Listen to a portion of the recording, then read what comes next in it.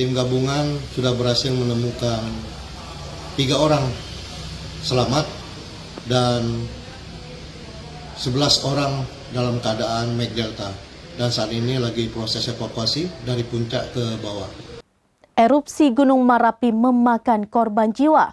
Basarnas Padang menginformasikan ada 11 pendaki ditemukan meninggal dunia pada Senin 4 Desember 2023. Wih, tinggi ya.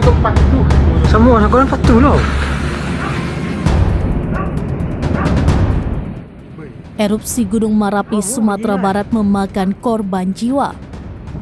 Basarnas Padang menginformasi terdapat 11 pendaki ditemukan meninggal dunia pada Senin 4 Desember 2023. Kabar itu dikonfirmasi oleh Kepala Basarnas Padang, Abdul Malik. Dilansir dari kompas.com, hingga Senin pukul 7 waktu Indonesia bagian Barat, tim SAR menemukan 11 pendaki dalam keadaan meninggal dunia. Abdul Malik mengatakan identitas korban yang meninggal dunia belum diketahui. Saat ini korban dalam proses evakuasi dari atas gunung. Berdasarkan data dari Basarnas Padang, ada 75 pendaki yang terjebak saat Gunung Merapi erupsi. Pada Minggu malam, sebanyak 49 orang berhasil dievakuasi dengan selamat. Sedangkan pada Senin pagi, 11 pendaki ditemukan meninggal dunia dan 3 orang lainnya selamat.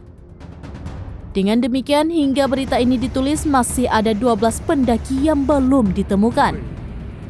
Gunung Merapi diketahui mengalami erupsi pada Minggu 3 Desember sekitar pukul 14.53 waktu Indonesia bagian Barat. Dampak dari erupsi Gunung Merapi tersebut, beberapa wilayah yakni Kabupaten Agam, Kabupaten Tanah Datar, dan Kota Bukit Tinggi mengalami hujan abu. BVMBG Pos Pengamatan Gunung Merapi menyebut durasi letusan terjadi selama 4 menit 41 detik.